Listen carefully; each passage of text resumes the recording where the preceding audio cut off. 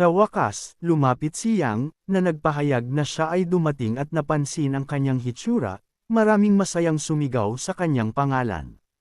Siya ay kabilang sa Blue Moon Hall, ika-6 sa ranggo sa banal na leaderboard at nasa ika-4 na antas ng Purple Palace. Sa susunod na sandali pagkatapos niyang umakyat sa stage, dumaong doon si John King, napapaligiran ng malakas na daloy ng sarili niyang mahiwagang enerhiya. Nang mapansin ito, sinigaw ng disipolo ang kanyang pangalan, na napansin na dumating ang isang mahalagang disipolo, pumikit siya at nanlamig, naghihintay na mawala ang alikabok na itinaas ng kanyang paglapag. Siya ay kabilang sa Hidden Mirror Hall, unang nireranggo sa Divine Leaderboard at nasa ika-5 antas ng Purple Palace. Sa wakas, binuksan niya ang kanyang mga mata, seryosong nakatingin kay Juan at napansin ang kanyang ekspresyon, medyo nagulat si Juan. Napansin niya na ang Jackson Sword Intent ay mas malakas, at bilang karagdagan, ang kanyang ascension ay tumaas. Ngumiti si Tong at ipinaliwanag na tumaas na naman ang lakas ng John King. At idinagdag ni Byung na hindi rin mahina si Juan, dahil ang kanyang Blue Moon Sword Technique ay may kasamang mahiwagang at makapangyarihang mga teknik, at naisip niya na ito ay misteryoso at nakakatakot na si siya nang umaakit sa atensyon ni Jian, tinanong kung ano sa tingin niya ang magiging resulta ng tunggalian.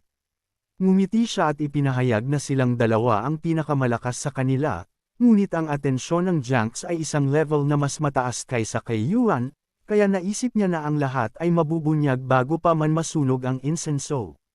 Sa wakas, inihayag niya na magsisimula na ang dalawa, at nagsimulang magpakawala sina Juan at siya ng mahiwagang enerhiya mula sa kanilang sarili, na huminto sa kanilang paligid sa isang aura. Si Juan, na umaakit sa atensyon ni Shan, ay nagsabi na 1 taon na ang nakalipas mula noong huli nilang laban. Sinalubong siya ni John King, na ipinahayag ang kanyang pag-asa na maayos ang kanyang kalagayan. Napangiti si Juan habang naghahanda sa pakikipaglaban, at nabanggit na sa huling pagkakataon na nagpalitan sila ng 133 strike, isa lang ang namiss niya. Simula noon, nag-practice na siya ng husto sa pag-akyat at ang lakas niya ay hindi na tulad ng dati. Umaasa siya na ngayong araw na ito, aaminin ni Jiang Xing na naging mas malakas si Juan's Sword Technique. Sa sandaling matapos siyang magsalita, nagsimula siyang umatake, gamit ang Phantom Sword Technique, paulit-ulit na bumibilis ang Shadow Step, paulit-ulit niyang inatake si Jiang Xing, tumatakbo papunta sa kanya mula sa iba't ibang direksyon habang nag-janks, habang hinuhugot ang kanyang sword mula sa kaluban nito, ginamit din ang kanyang magic spell, at ang talam ng kanyang sandata ay sumiklab sa mahiwagang enerhiya. Pagkatapos lamang gawin ito, tumakbo siya ng kaunti sa gilid, at may nakapansin nito na nagbabala sa kanya na hindi pa tapos ang laban, at nagtanong kung saan siya pupunta. Tumayo si Jiang Xing, binaliwala ito, at sinimulang iwagayway ang kanyang sword, iniiwas ang lahat ng mga pag-atake na ipinadala sa kanya ni Juan. Sa wakas ay nabitawan ni Juan ang kanyang espada, napahinto ng bahagya ang kanyang bibig sa pagkabigla at tiningnan ang mga pira-piraso ng kanyang sariling mahika. Sa wakas ay inamin niya ang pagkatalo, ibinaba niya ang kanyang ulo, ang mga pira-piraso ng kanyang mahika ay patuloy na bumagsak, at tumingin siya sa kanyang nanginginig na palad at nabigo. Muling ibinulalas na nawala ang Jiang Xing, nakatingin kay Juan, na nakaluhod mula sa gilid, sinabi na isa lang ang meron siya dahil si Juan ang kanyang sarili ay pinahintulutan siya sa mga disipulo na nanonood sa labanang ito ay nagsimulang magbulungan sa kanilang sarili. Sa gulat, hindi maintindihan ang nangyari. Nagtanong-tanong sila, paano kaya aaminin ni Juan ang pagkatalo ng ganito? Si Jiang Do ay nakakuha ng atensyon ni Zhao Tianlas. Naguguluhang tanong, nakita ba niya ito? Ipinahayag niya na ang isang strike ay agad na nabasag ang lahat ng mga ilusyon, at ibinulalas na ang Jackson Sword Rotation skill ay muling bumuti. Higit pa rito, nakipag-ugnayan siya kay Juan ng 10 beses sa napakaikling panahon, na naging sanhi ng pagdaloy ng kanyang espiritual na enerhiya sa ibang direksyon at hamina ang kanyang pagkakahawak. Naalala niya ang sandaling tumingin si Juan sa kanyang kamay na napapalibutan ng mga pagsabog ng mahiwagang enerhiya na itinuro sa kanya ni Jiangxing Disciple Do ang pinuno ng Luyan Hall, na nasa ikatlong ranggo sa makalangit na leaderboard, ay nagsabi na ito ay kadalasang dahil sa sword, nahulog mula sa mga kamay ni Yan at inamin niya ang pagkatalo. Ang nangungunang disipulo ng Qinyun Sword Clan, si Chanlo, na pumangalawa sa makalangit na leaderboard, ay pinag-krus ang kanyang mga braso sa kanyang dibdib, at sinabing, sa tumpak na salita, halos 20 o 30 beses na silang nag-away. Inamin niya na hindi niya mabilang ang eksaktong bilang.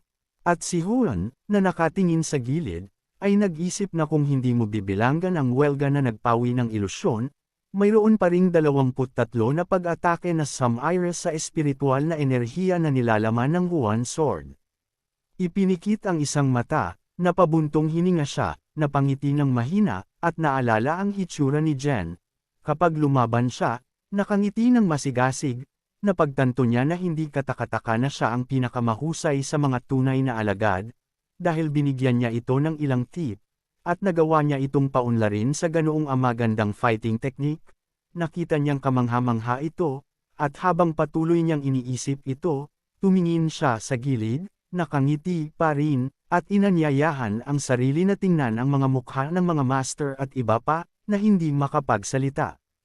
Tumalon pa sila mula sa kanilang mga upuan sa stand, na nagmumungkahi na hindi pa nila ganap na nakita ang lahat. Tanong nitong, beginner sword technique ba ito? Sa wakas ay napagtanto niya na walang pagkakamali, binanggit na ito ay tiyak ang parehong teknik. Nang mapagtanto niya ito, tinanong niya kung ilang taon na si Jan King. Para sa kanya, 20 taon na siyang nag-cultivating. At nakangiti si Yu, ibinulalas na sa gayong talento, siya ay magiging walang talo sa hinaharap. Naalala niya at ng iba pa na ang tinatawag na beginner path ay tumutukoy sa sword technique, isa sa 3,000 iba't ibang landas. Mayroon lamang 10,000 Purple Palace 9-level cultivator sa buong mundo. Ngunit sa lahat ng makakaunawa sa landas, masuri ito, at umakyat sa katotohanan, may napakakaunting mga disipolo. Idinagdag niyo na hindi mabilang na mga cultivator ang sumubok na lumampas sa kanilang mga hangganan, pumunta sa mga mapanganib na lugar para lamang magkaroon ng kaunting pag-unawa sa landas at makuha ang atensyon ni Jian. Bulalas niya, kahit na hanapin nila ang buong mundo, mahihirapan silang makahanap ng ganoong talentong disipolo. Ngumiti si Jian, na binanggit na kung maayos ang pagkultiva ni Shan, ang Qinyun Clan ay magkakaroon ng tagapagmana na magkakaroon ng magandang kinabukasan. Natawa siya, binanggit na sa isang napakatalino na disipulo, ang clan ay lalakas, at nagpa siya na sa pagtatapos ng kompetisyong ito, personal niyang mahahanap si Jiangxing at tanungin siya ng detalyado tungkol sa kanyang pagsasanay. Nang lumipas ang ilang oras na enerhiya, malungkot na tumingin si Guan sa kanyang relo at tinanong kung matatapos na ba ang kompetisyong ito. Ngayon, ang kanyang oras ng pagtatrabaho ay halos tapos na, at sa oras na ito, isa pang labanan ang natapos, at hiniling ng host ang susunod na disipolo, numero 23 na pumasok sa arena. Inanunsyo niya na ito ay si Guan Shanghua mula sa Lian Hall, at ibinulalas na siya ay lalaban kay Juan mula sa Lian Hall, na naaalala kung paano makitungo si Juan kay Tai, ang host ay tuwang-tuwa, napagtanto na siya ay muli. At sa oras na ito, itinikom ni Shanghua ang kanyang panga sa pagyak, tumalon sa hangin para mapunta sa arena. Hawak niya ang kanyang sandata sa kanyang harapan, at mariing idiniin ang kanyang labi. Siya ang pangalawang disipulo ng Luon Hall, nireranggo ang numero 13 sa makalangit na leaderboard, at ang pangalawang antas ng Purple Palace. Si Juan ay tumingin sa kanya na may pananabik dahil hindi niya akalain na sa kanyang unang tunggalian ay makakatagpo niya ang isang nakatatandang kapatid mula sa kanyang sariling hall, at isa na nasa ika-13 na ranggo sa mga disipolo. Sa kabila nito, pumasok siya sa arena, lumapag sa tapat ng Shanwei, at nang ipahayag ng host ang pagsisimula ng tunggalian, pinaandar ni Huang ang isang simboryo sa paligid niya na dapat magpo-protekta sa kanya. At nang mapansin ito, tinanong ni Shang Hu kung naka-recover na ang kanyang anteng-anteng. Sinabi ni Huan na masasabing ganoon. At sinabi ni Shan Wei na sa sandaling pumasok siya sa Luyu, naging animated na siya at gustong maging number 1 sa Kinyon Sword Clan. Mataas ang inaasahan niya para sa kanyang mga kapatid, sa paniniwalang lahat ng nasa Liu Hall ay nagsumikap na umakyat at hindi pinapayagan ang kanilang sarili na magpahinga. Naalala niyang tumingin siya sa kanyang mga kasamahan na nagsasanay habang humihinga ng malalim at nakatingin kay Huan ngayon na may galit na galit, ipinahayag niya na siya ay isang tunay na alagad ng Luyin Hall, at hindi lamang siya hindi nagtrabaho, ngunit ang kanyang catamaran din, nahawa sa buong hall. Matapos sabihin ito, kumuha siya ng isang paninindigan sa pakikipaglaban, handa nang simulan ang labanan. At si Juan ay nakatingin sa kanya na may pagkalito. Nagtaka kung anong uri ng pananalita ang sinasabi sa kanya ni Zhang tungkol sa mataas na inaasahan para sa mga bata. Bilang karagdagan, nagtaka siya kung bakit nagkaroon siya ng impresyon na si Zhang Hua ay mas seryoso pa kaysa sa kanyang guro. Sa huli, na may bahagyang ngiti, inamin niya na iginagalang niya ang opinyon ni Zhang Hu. Ngunit sinabing hindi niya ito mapipilit. Ang bagay ay ang pagtatrabaho mula 9 hanggang 5 ang pinangunahan ni Juan, at iba ito sa catamaran.